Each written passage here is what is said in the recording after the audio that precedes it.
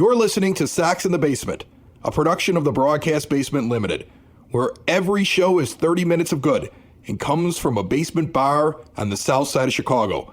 Pull up a stool, pour a cold one, and join us right now for Sox in the Basement. Heard everywhere podcasts can be found, and always at soxinthebasement.com.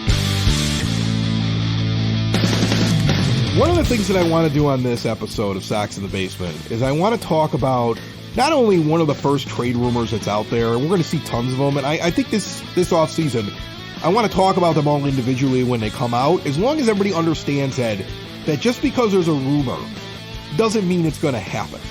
And so, these things fly around in the offseason like crazy, and I think we're going to get trapped this year knowing that Rick Hahn is focusing more on trades because he doesn't have any more money, and that the opening day payroll is going to be lower at about $180 million according to reports instead of the $196 that they were at for the 2022 season. So it's going to change how they do business. So I think a lot of trades are going to float around out there and possibilities, but everybody's got to keep in mind, just because you're like, oh, that'd be a great move, until you know what they're giving up, and until you see whether or not they can actually give up enough to beat somebody else who wants that player, it's just stuff in the ether, you know? I mean, until something's completed, it's all theory. It's like sitting around and saying like, well, I think there's intelligent life out there in space, but I can't prove it. I mean, it's a fun discussion to have, but until they actually find little green men, you really can't talk about the planet in the way that you know fact about it. Did you follow that analogy, or you're already lost?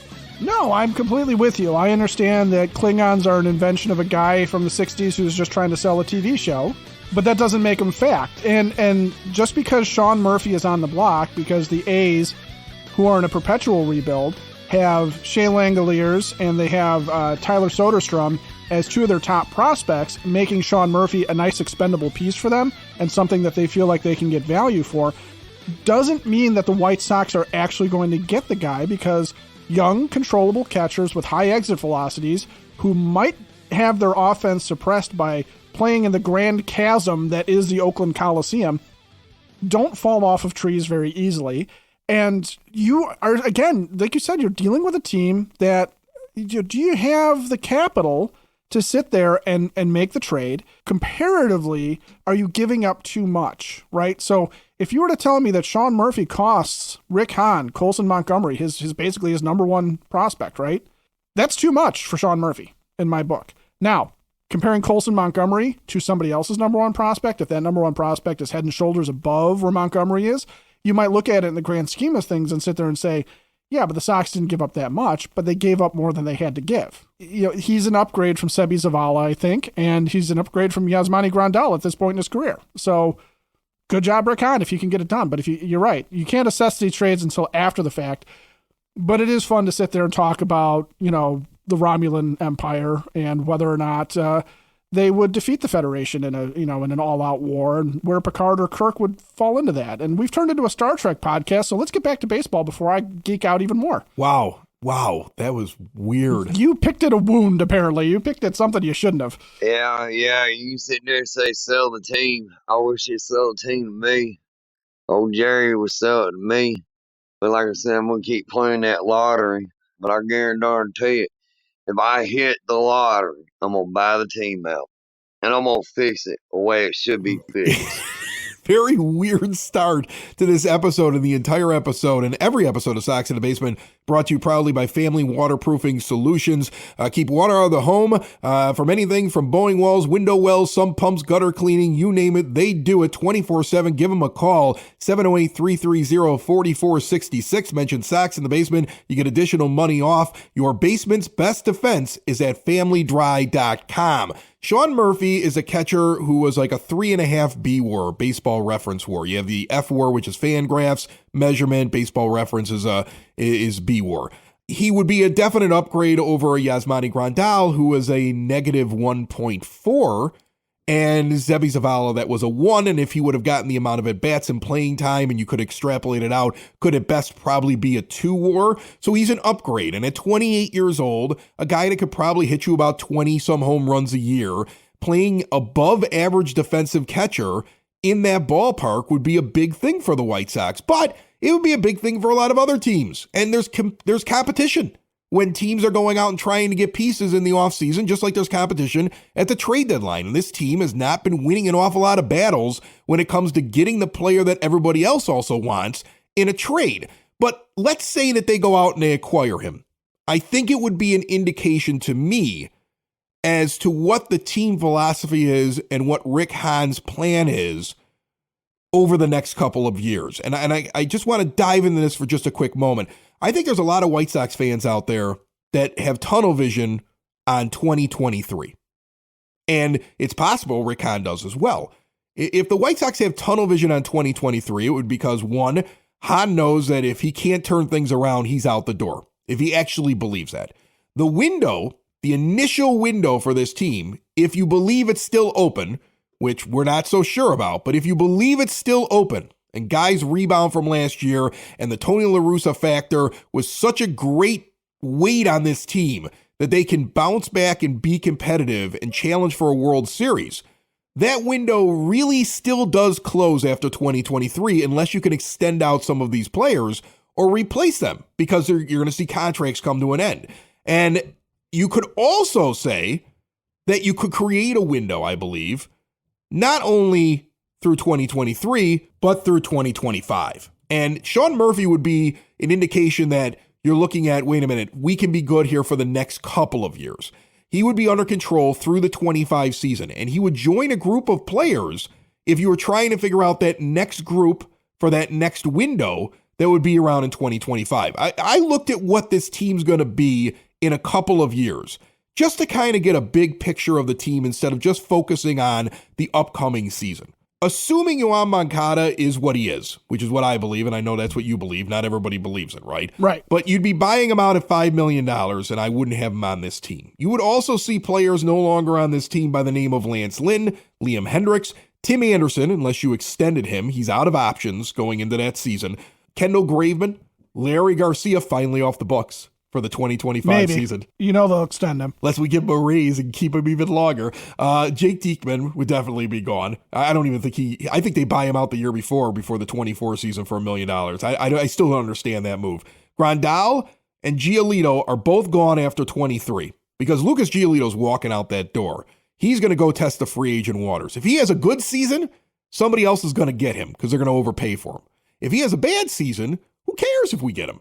Right? That'd be back-to-back bad years. Yeah, do you really want him back at that point? I have negative thoughts about how the whole Giolito thing goes. I really think this is his last year on the South Side. But here's what you have for the 2025 season, just so you have an idea. Here's the glass half full, so to speak. Right. If you acquire Sean Murphy, it would make sense because you need a catcher, and he'd still be around in his last year before he becomes a free agent.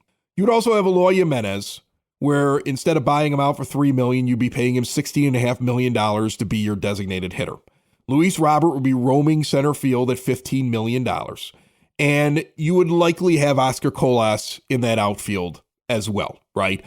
Your shortstop would be Colson Montgomery, who should be ready by that time. And I believe is going to be a good player and a Major League Baseball player. Because at this point, Anderson's gone unless you've extended him when you start the 2025 season. He's not on the roster for 2025 at this point. And he'll be in his Jose Abreu phase where Abreu was in 2022. So he may not be the Tim Anderson we're thinking of today. Yeah, closer to 35 than 30. That's what he is at that point. Okay.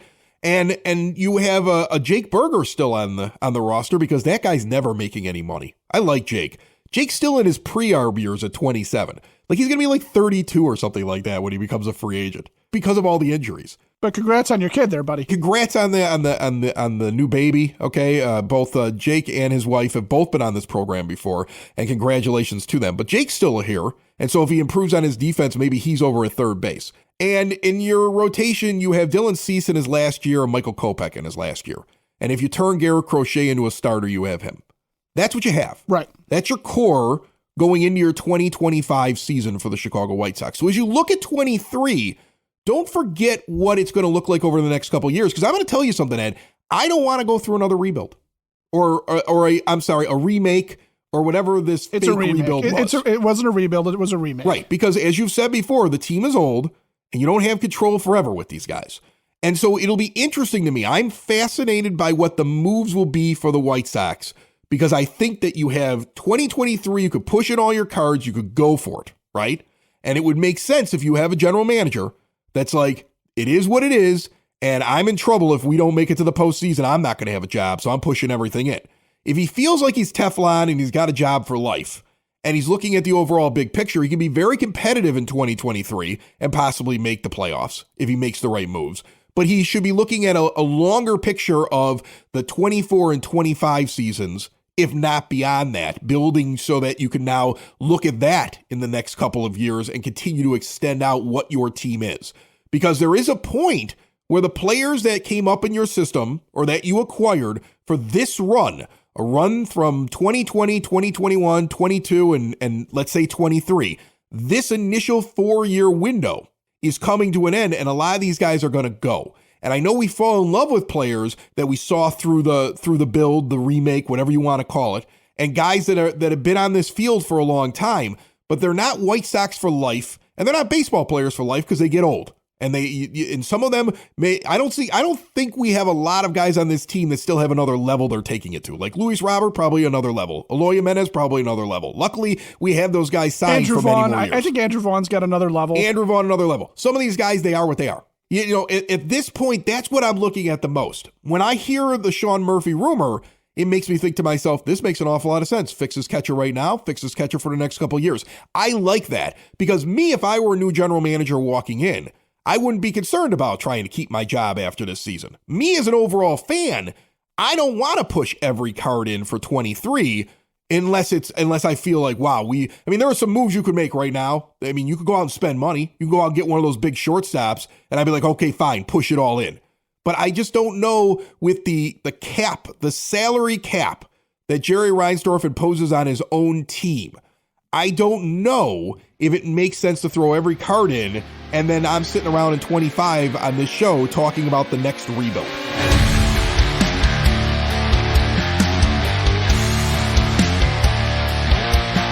Sox in the Basement fans, switch to a new age of life, whether it be you, mom or dad, grandma or grandpa. There is no reason to look at assisted living.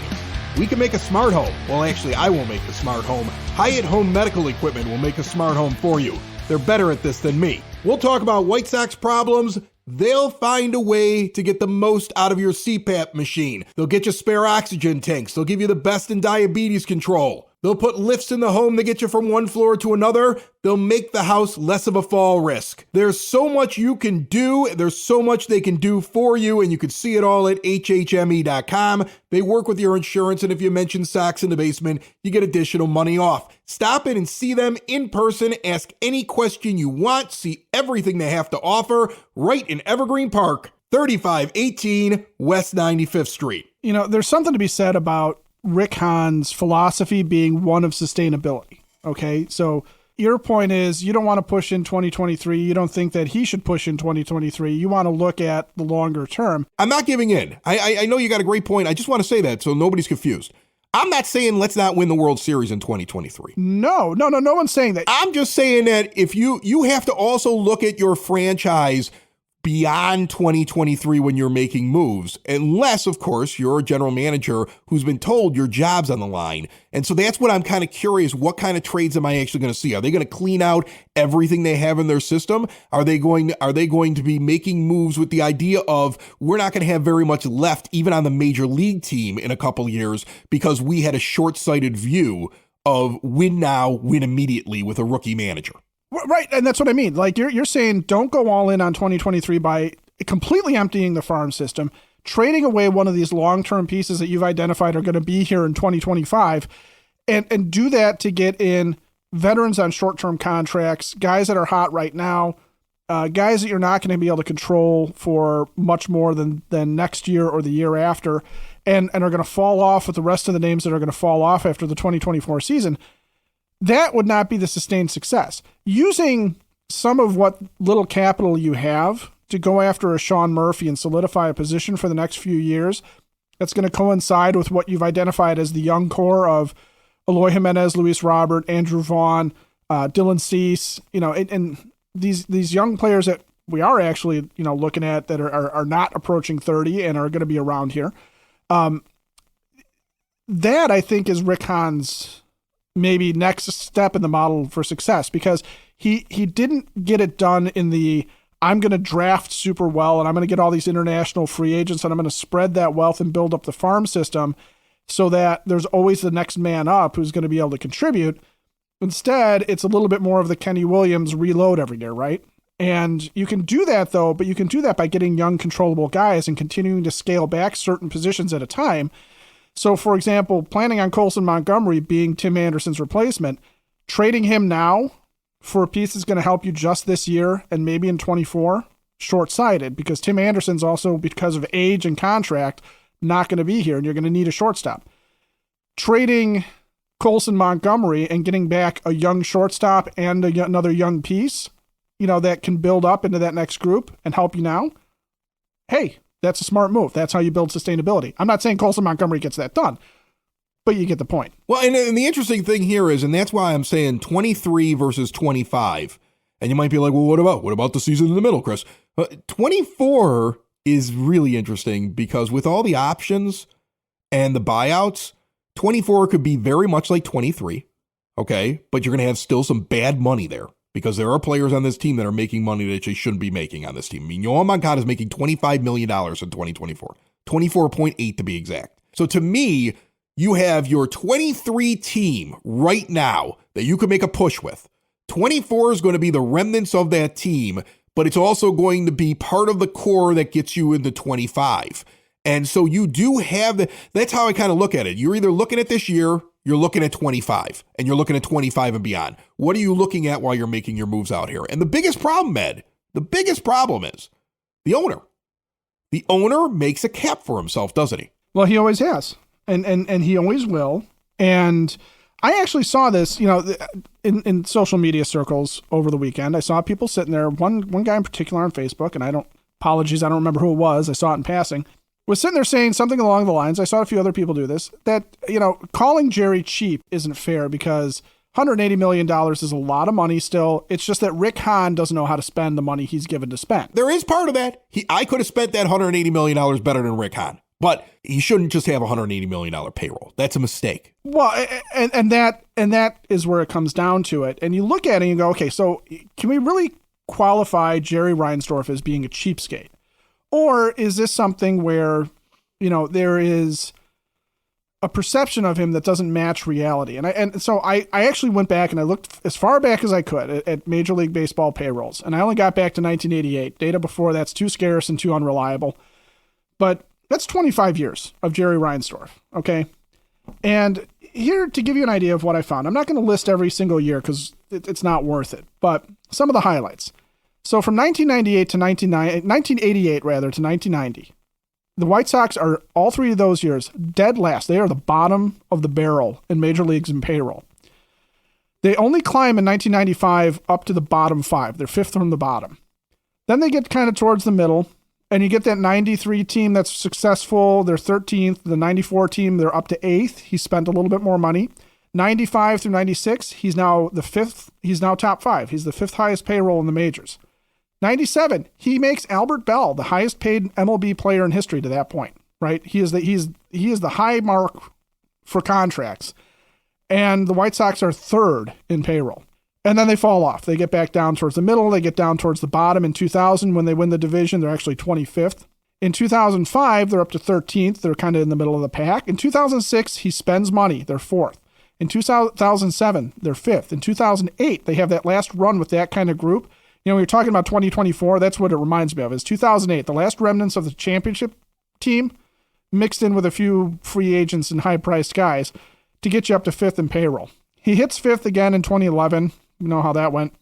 And then it's been bad since then, right? It's been downhill during the rebuild. He's only in the top 10 one other time. Two other times, In 2013 and 2022, he finally climbs up to 7th. Okay. So in 25 years, he's only in the top 5 6 times. Okay. He's in the top 10 10 times, but he's in the lower half 16 times. But I think there's context there too that you have to think about, because we've talked at times about, and I know there's a book you read that says that the Sox are one of the few teams that are actually tied to their attendance more so than anything else in terms of when Jerry spends, right? It's the scorecasting book. It came out, I want to say in the early 2000s. It was before the White Sox won the World Series. It was before the Cubs won the World Series. And what it does, it breaks down a bunch of different things about sports. But there's an entire chapter when it comes to salary in baseball and the way that fans react.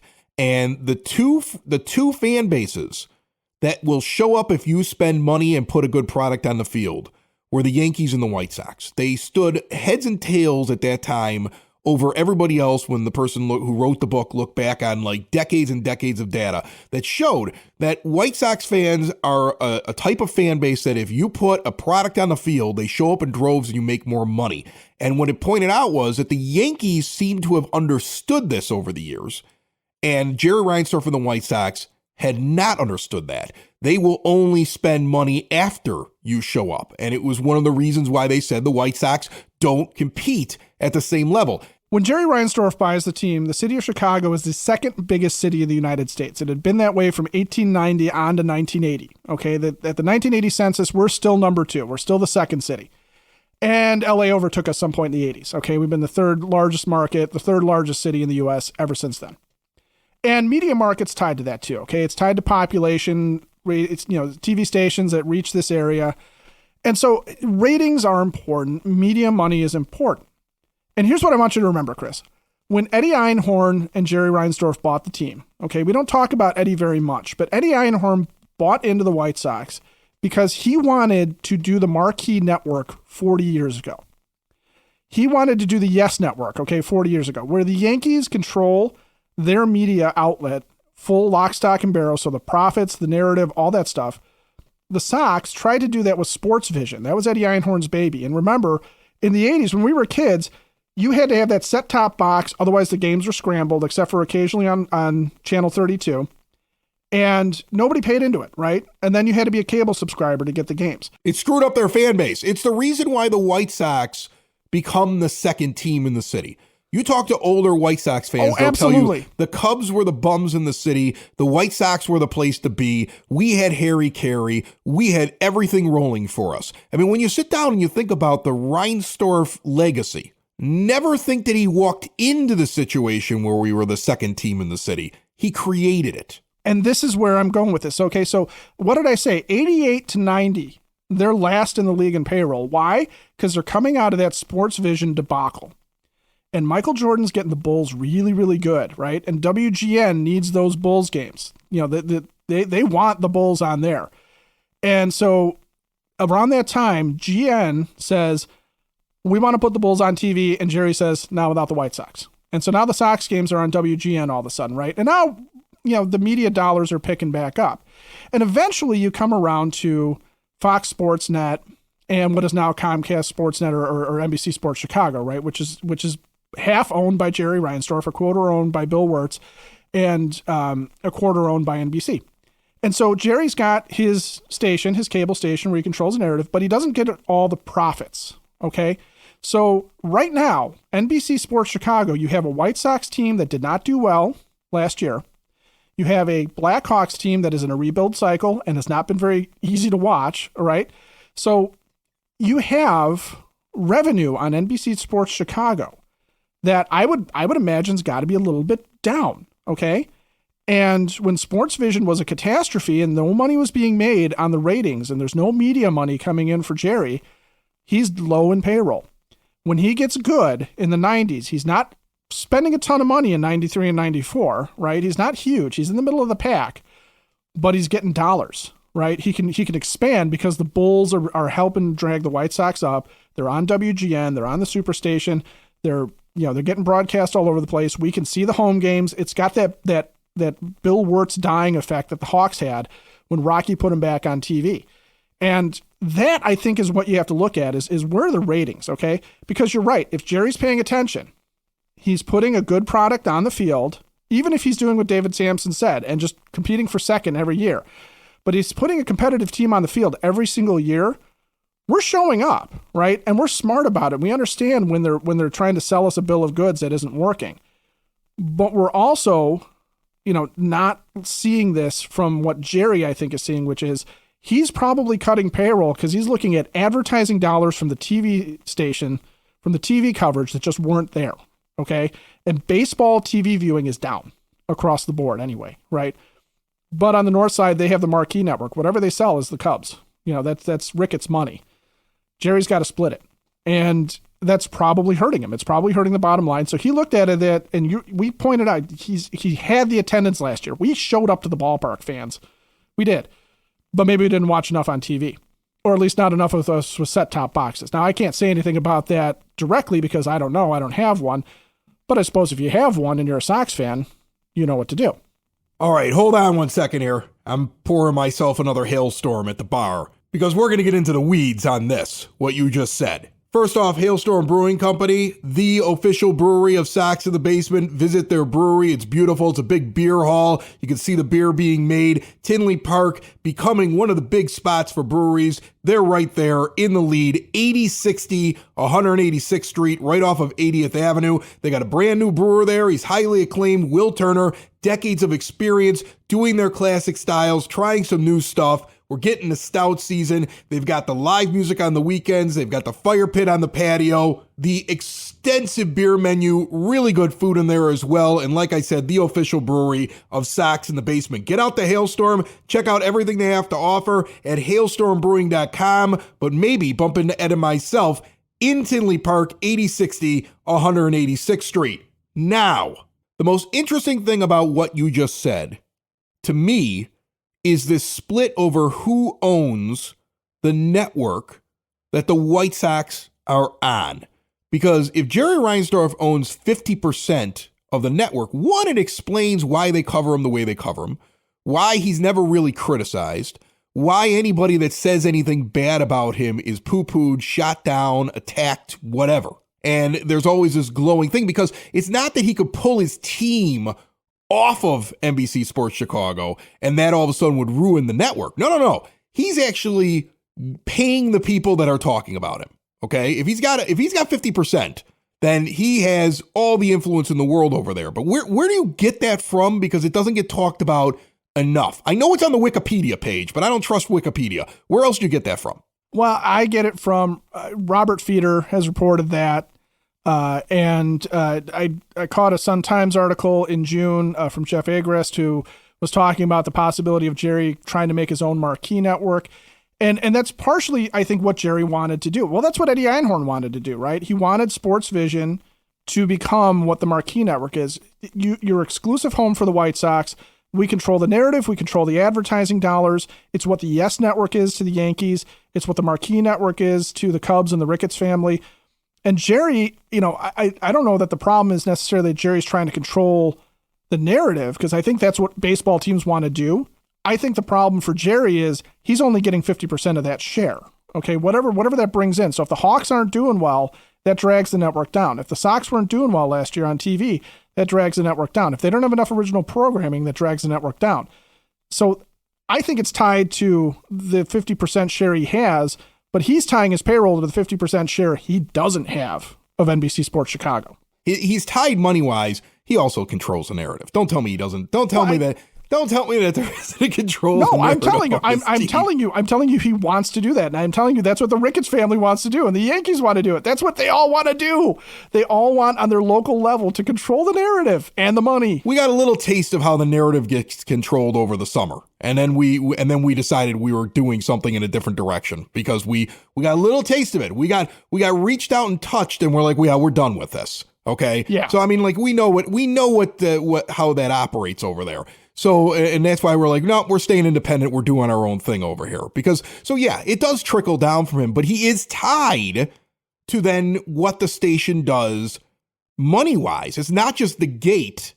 It's also what NBC Sports Chicago's doing. Right, which is why when the Sox are good in the 90s and getting that good GN money, because he's got that Bulls negotiating tactic, he can raise the payroll. When Sports Vision is a calamity in the 80s, they're at the bottom. They're at the bottom of the league. They're the last team in payroll for those years when they don't have a good media outlet because Channel 44 is not what the station used to be at that point.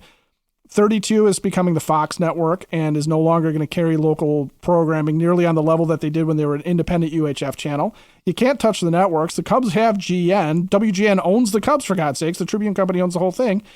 So when he gets that media money coming in, he does raise the payroll. But it should be the opposite way. He should be looking at it and saying, well, when I put the money into the team and I put the product on the field, the fans show up, and I presume we show up on TV the way we show up at the gate. Right, and then you make more money in your advertising on the network because your ratings are higher on the network, and you'd still make more money. So the principle that we talked about in the scorecasting book still makes sense. He's just not executing it in the proper way. But clearly he's not only tied to gate, but he's also tied to media numbers with that share that he has. Right. He's thinking the way other major market owners are thinking. He's just not getting it done on the level I think he wants to do it. And I'm projecting here. I'm guessing a little bit, but that's the correlation that I see.